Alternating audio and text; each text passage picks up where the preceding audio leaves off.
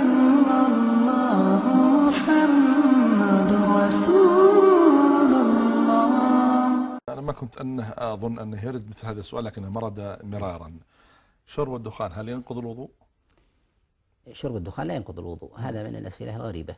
شرب الدخان لا ينقض الوضوء. نعم، لكن نعم. ننصح الفضيل حتى أيضا نقعد وربما نثبت أنه ناقض الوضوء. هل من تعداد على عجل؟ لأن نواقض الوضوء هي من جهة القاعدة أن ما ينقض وضوء الإنسان في الغالب إلا ما خرج منه من بول وغائط، وما جاء في ذلك بدليل النص في كلام الله عز وجل أو كلام رسول الله صلى الله عليه وسلم في النوم ونحو ذلك، ما جاء في حديث أنس، أو كان أيضا ما دخل منه فيما يتعلق بأكل لحم الإبل، فقد جاء في ذلك حديث جابر كما في مسلم عندما سئل النبي عليه الصلاة والسلام عن الوضوء من لحوم الإبل قال توضأوا منها.